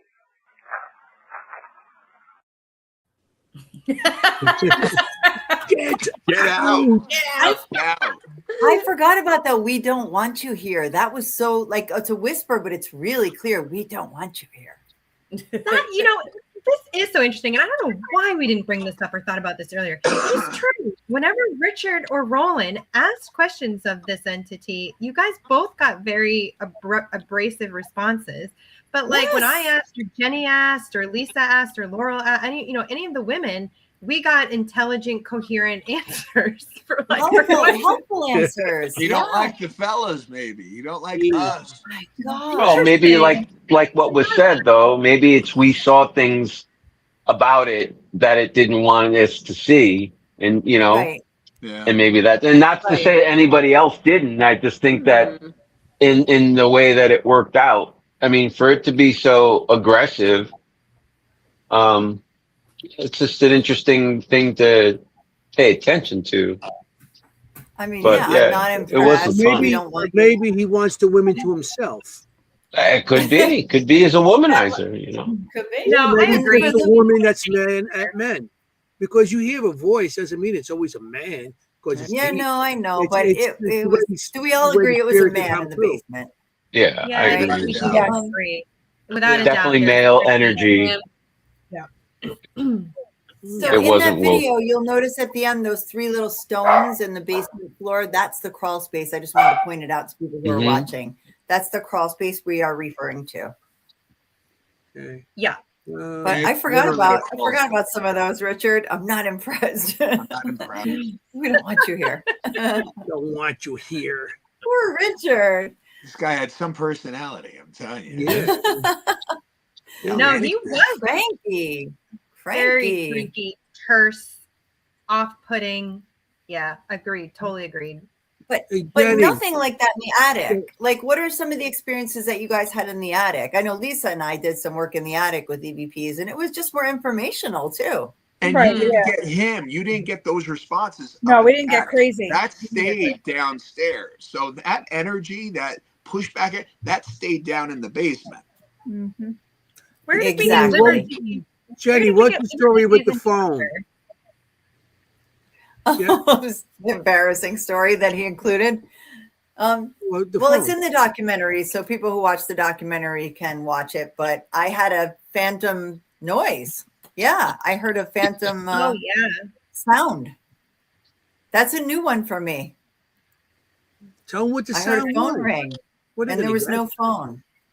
Tell them what the sound is. Well, there were plenty of phones. They just weren't attached to anything. Yeah, exactly. You heard a phone ring, and there's no phones attached, which I find interesting.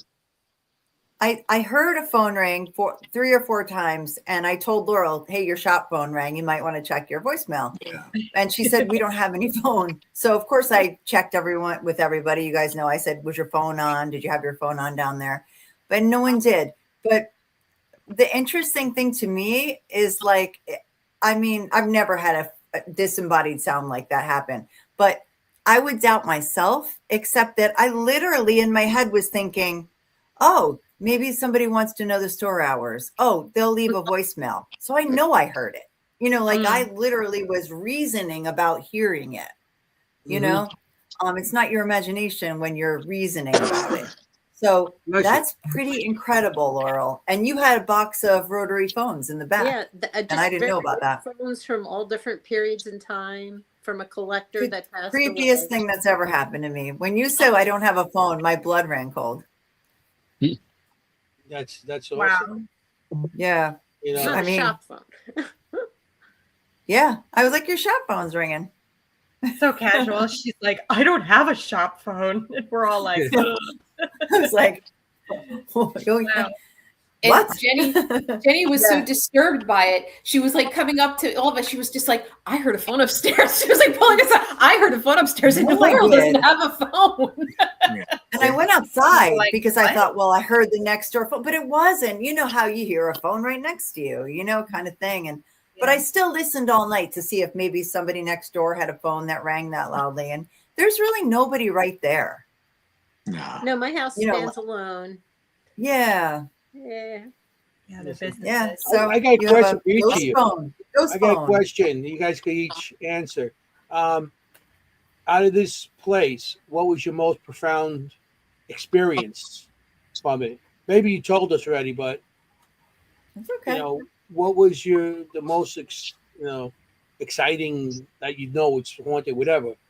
What was your most profound experience? You can start with anybody. Well, I forgot about the ice skate falling. I don't think it was close to me, but that would have been, that was, I mean, all the experiences, you throw them together. I can't say that one stood out. Also, although being in the crawl space with Rich really, for me, sticks out. Yeah, the crawl space with Roland and that whole thing. Yeah. Yeah. That's working with everybody and coming back and having this group for this period of time that we shot this documentary, working with all people that had specialties in certain areas and putting forth our efforts to capture this and to show the masses, how a real investigation happens. I think that in itself, having to work with all you guys was just awesome. Yeah. Oh, I think we make a good team. We're a good team. I think actually the part that stood out the most for me is because is when the bag of cotton fell and Kimm caught it, because it's like, even though we all do what we do, and we all have an ego, and we all know that we're paranormal investigators. It's like when you can share in that experience with everybody so that you all see it, and you're like, and you know what I mean? There's no denying that didn't happen. It's like when you're in that moment and sharing it with everybody. That's that was the one that stuck out the most, because I was just kind of like, oh, did you see it? Kind of excitement, but that was it. Yeah. I think for me, the most interesting experience you all probably don't even know about. The first night of filming, I wasn't there. I was home, but I was sort of watching it from home, and just on my night cameras, just checking in, just seeing what was up, because I miss my shop when I'm not there. And I'm looking at the attic, and you all are downstairs, and all the bright lights are having, and they're putting the smoke in. And up in the attic, there was plasma in the rafters. And I'm sitting there looking at the attic cameras, and there's this weird, like cloudy plasma up in the ceiling, like really bouncing around. So I don't remember if I called Sergio or Kara, and I said, you got to go up in the attic. You got to go. But nobody answered. So I ran back over, but it stopped. But it was the most weird thing I've ever seen in my shop. Wow. And there's no documenting it. And it's so sad. But I watched it happening, and it was wild. So I think that the spirits were really upset about you guys being there. Yeah, maybe they're running to the attic. That's what you've seen. They were hiding in the attic. It was very strange. I've never seen that kind of plasma weird. It was very strange. Yeah. That's awesome. I mean, if it makes you feel any better, the EVPs I got in the attic were so friendly. Like I asked, is Millie here? And somebody said, yeah, she is. Like everybody was super friendly in the attic. Nobody was mad at us. Yeah, and I'm happy that nobody was angry, because I think the film is magnificent. I think it's so much fun. Yeah. Great job. Yeah, What about you, Lisa? What was your profound experience? Honestly, well, there's something that we didn't talk, actually, that didn't come up at all, and it didn't really come up when we were filming with Sergio. The first time we were there last November, I kept seeing little kids playing hide and seek. Do you remember that? I kept saying there was a little boy. Rich, you were sketching. We were all in a circle around, I don't know, there was a table or something. I'm trying to remember what was in front of us. Yeah. We all stood in a circle. And I remember seeing a little boy and a little girl at different times, though, and they were like playing hide and seek, and that was before I think that I found out that it was a toy shop. So that to me was validating, but it was interesting that I only experienced it the first time I was there, and I didn't see those or feel those children at all when we were back there the end of January, beginning of February. Yeah. And then the other thing that I got a kick out of is the EVP with the I am the devil. That was the other thing. I thank you for bringing that up. That's what I was going to bring up. But yeah. Or the I am. Who's down here? I am. I am. I know. We all went.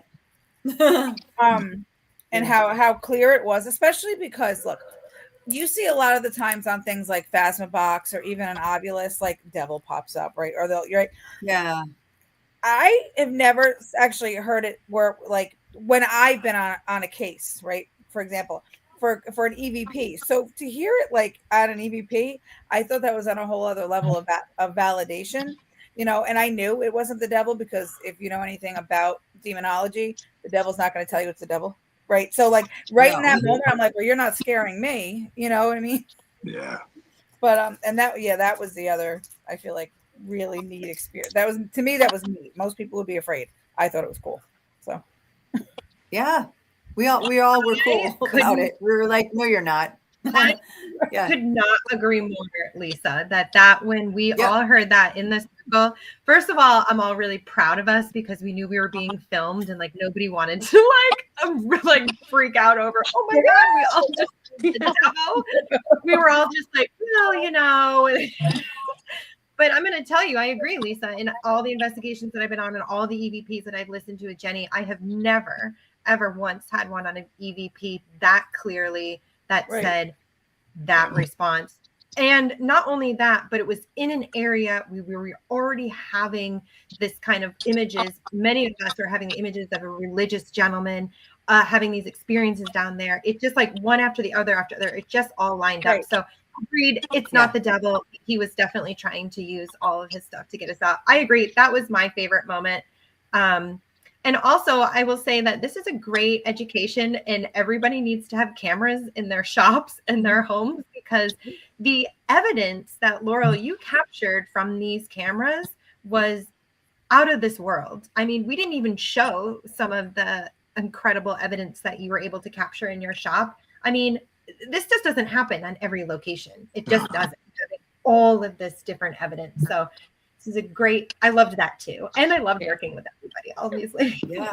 Your shop. Yeah, it was just great seeing you all investigate together. I mean, it was just, for me, a joy to watch everybody get so excited. And I mean, whether they're angry or nice or whatever, I just think it brought such a dimension to the shop. You know, having you all there, and then having the evidence, and then it was just a joy for me.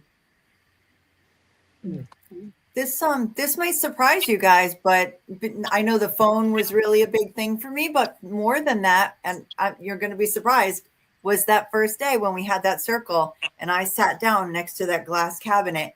I also felt like a dog or a child, like was rubbing against my leg, running in circles, rubbing against my leg. Like I could see like motion going around that cabinet. Same like you just said.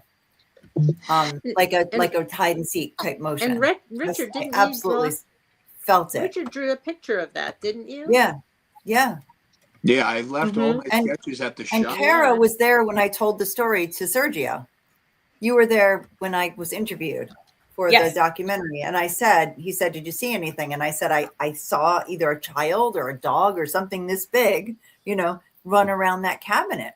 Yeah. So we had an identical experience, which is pretty cool. I'm getting the shop. Yeah. How about you, Kara? What's your biggie? Oh, my biggie was when Kimm caught the bag of cotton. Oh, okay, that's your biggie. Okay, that was my biggie, because I think for a very, not only because everybody saw it, we were all in that moment together, but I think that part of this, when Gail and I found Laurel in this shop, I would explain it, all these things that were happening, and you still have that stereotype of where you think people think you're crazy. And when it happened, it was kind of like an aha. It's like, I'm not crazy. This, it's like, I don't have to increase my Lexapro. This really happened. See, and you all saw it too. Yeah. And you all saw it too. So we're all going to share it. Oh my gosh, that's so funny.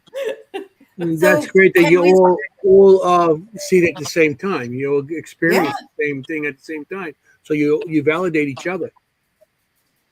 Right. So what would you guys do next in this place? Like, what would be, if you got to go back and investigate, where would you go and what would you want to investigate? You mean in the, like, what part of the shop? Like if we went back for an encore, where would you start? The basement. I want more. See, I want to go in the attic. I would go by that other side where those mattresses are, if they're still there. No, I want more concrete evidence on who it is that's, being the prankster and trying to push us out. You know what I mean? We can say it was the priest, but was it? We don't know for sure. So I feel like there's unfinished. You know what I mean? There's still answers that are needed. We could use Richard as a trigger object. Yeah, we could just use Richard as our trigger object. Just tie him up and throw him in the corner. Bring some holy water, Lisa. Let's I got plenty of bottles in this room. It's like, look who he brought, Richard. It would be great to have one person. one person at a time in the basement in that area. One person, and seeing if we could get maybe not so confrontational responses, but maybe we could start to get a little bit more conversational if there was just one person with one person. Yeah. How many so groups, maybe when you guys were investigating down there, how many people were there at a time? Was it a small group or was it a bigger group? Yeah, 3 or 4. Okay. 5 maybe max. Not even, yeah.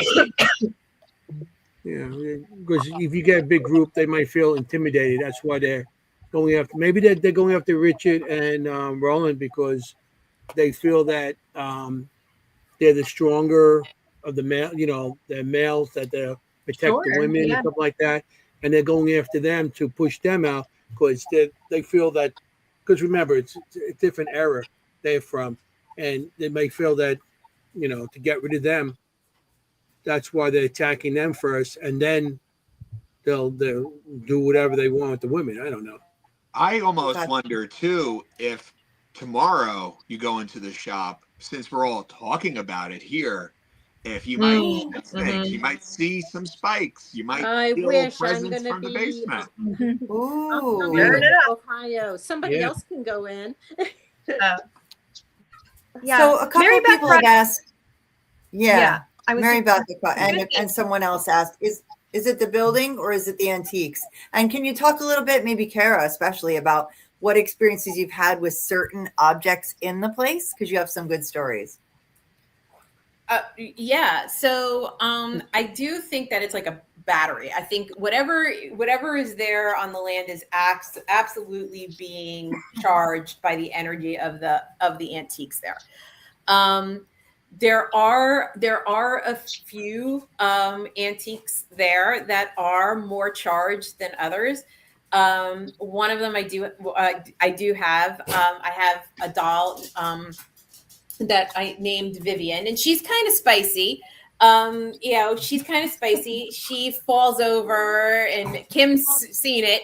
The doll falls over on its own. Like she'll be sitting there, and if she doesn't like something, she'll let you know by actually just, falling forward, falling to the side. Her dress does move on its own. It comes off her shoulder. She's a little spicy like that. And, and so she's one. And then the other one is a guitar that has its own story altogether with me. Laurel comes in and she says, and she was just putting stuff away. And she hands me this guitar. I'm sorry, my dog is jumping at me. She goes, what do you hear? She goes, here, what do you get from this? And she puts it in my hands. And there's no other. I was told by Laurel and Gail that I glitched, and I had a physical reaction to it, and the first thing out of my mouth was, "Who passed away or who died?" And then I go to find out that she tells me that the person who owned it passed away, and then from that. We find out that the person who owned it before them passed away. So it went from uncle to nephew, and they both, unfortunately, took their own lives over a woman. So it went from the uncle who took his wife over a woman to the nephew who took his wife over a woman.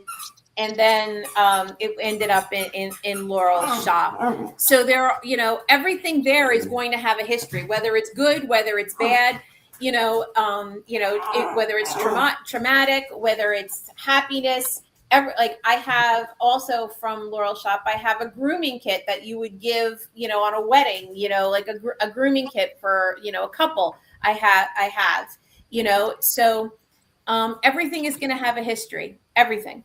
Mm-hmm. Roland healed the guitar, though. Yes, Roland healed the guitar. I will. Yes, he cleansed the guitar. The guitar is now safe. I still wouldn't buy it because, they two of them died. They killed themselves over a woman. I'd be like, I don't know. Wasn't the same woman. No, it wasn't the same woman, but it's a woman. So I don't know if I would trust that guitar. Yeah, I'll go start playing. Hey, I'm gonna jump off the building now. Right. Yeah. But I Well, mean, you I don't know if you can't guys all agree with this, but I believe the entity gentleman in the basement is associated with that house structure and land. I think some Yeah, of the other I would agree. He Right. seems to me I sense him as being older and more attached to that. You know, older meaning in terms of presence in that place. Yeah. Yeah. Well, you know, you say he's aggressive. Maybe he was there before that addition was added onto the building, and he's still pissed off that the addition was added on. Hmm. I You mean, know? there's so many more questions. Yeah, there Yeah. are a lot. A Yeah. lot of what ifs. We don't have a lot of time tonight. We got like 10 minutes. Yeah. Well, Yeah. you 2 hours guys are flew all right by. invited to play there again. If you want to come, just come and play. Pick a day, pick a time, and just come and play. Thanks, This would be Laurel. great. We have We have we to have a shoot question for sequel. Laurel. Laurel, is Yes. there a drain in your basement? A drain? No, I don't believe there is. Okay. There's like that a was the sump. question. There's no like sump. Oh. No sub pump. Mm-mm. Okay. Not that I'm Nice. aware of, unless it's like, no, I've never seen a drain in there. I'm sitting way above street level. The house sits up on a hill. That's true. It's Yeah. peculiar. Everything else is down below, but my house sits up on a hill. Yeah, but isn't the basement's not street level? Is No. what you're saying? No, it's above. Okay. The basement is probably Yeah, above it's street like level, just but about- below the house. It's very Yeah. strange. Yeah. You know, not all I'm not all thinking about- basements have drains. I know my Yeah. building, and it's over 100. It's 106 years old over in Queens, and we never had a drain there, and we ended up having to put a sub pump because we had a flood going on, but there was no drain to nothing there. And it's a huge basement, so not every building puts a basement in a drain in a basement, you know, unless you're Sure. below. So, and then again, if there's a river, there's something that's a stream going underneath it, they would have put that there because once that stream, with heavy rain, it'll come up into the basement. True. Oh, know, and so- you know what I just forgot? I just Go ahead. forgot, Lisa. You mentioned the kids. I Yeah. totally forgot, but there was a school next door as well. That's Yeah. I knew there totally, was I something just else. remembered it. Yeah, yeah, That's yeah, right. yeah, yeah. School plus the toy shop.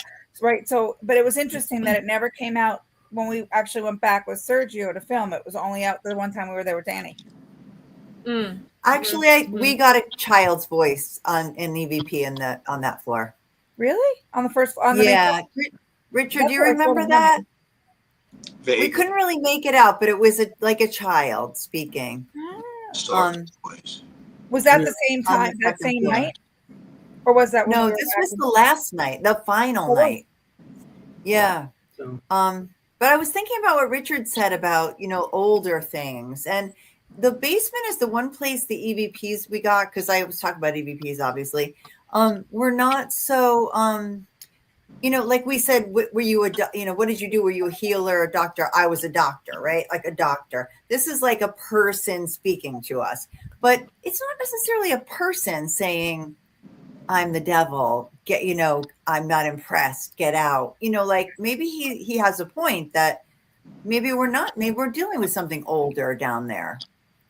Not necessarily scary or evil, but just older. It didn't give like very human responses.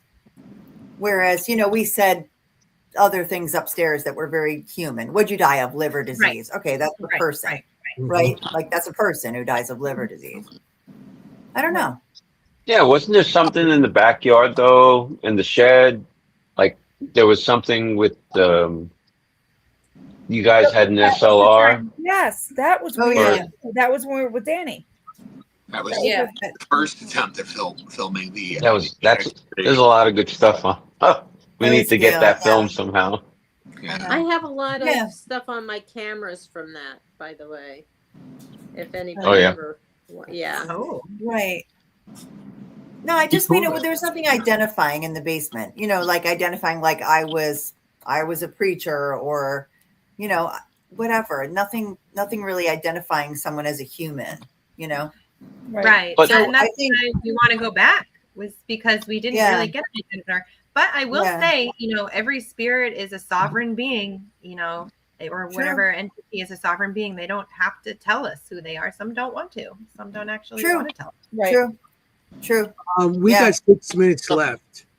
And can you tell the people how to get this documentary? Just put it in the chat so everybody in there could see it.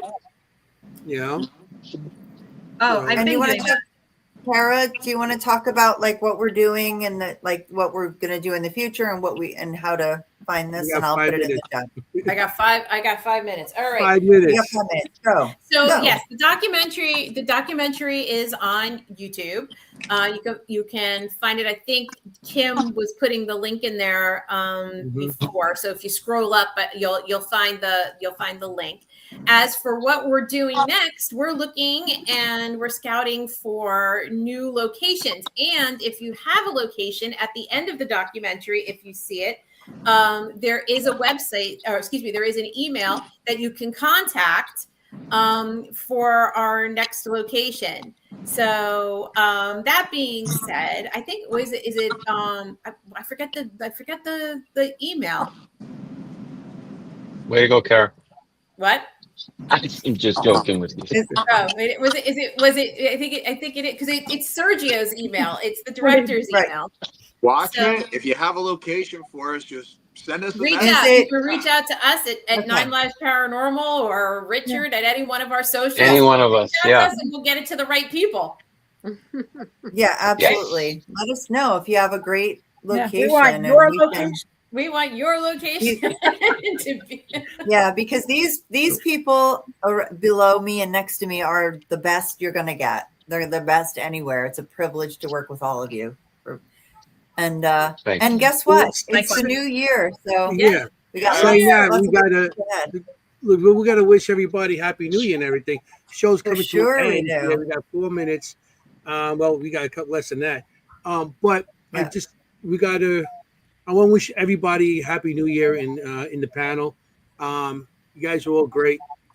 I had a Happy great New time. Year. Great stories. It was awesome to be listen to a lot of them.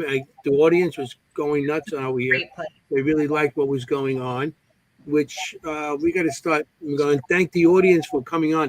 I want to wish everybody Happy New Year. 2025 is our last show of the year, and going to definitely see you in 2026. We have some more great guests. We're booked into March right now with everybody, so we got a lot of great guests coming up in 2026. And the chat, we always have a great people in chat. I want to thank them always. Anybody listening? We got a couple people on tonight I haven't seen in a while. Chris was on. I like Chris. What's up, man? I hope everybody had a great Christmas or holidays and everything. And we're gonna have to say goodnight because it's the time we have to leave. So thank you, everybody. Thank you for being here. Yeah, and check out all these wonderful people that we have on. We have 9 Lives Paranormal. We have Roland Buddha Hawk. We have Lisa Morrison, a psychic medium. Richard Michella is another psychic medium who does spirit art. And obviously Laurel in her wonderful shop in Denville, New Jersey, Times 10 Cup. So definitely go visit. Go visit. Yeah, go visit it. She's so friendly. You'll be right in. And you can bring your toys with you and see what you feel. Come on in.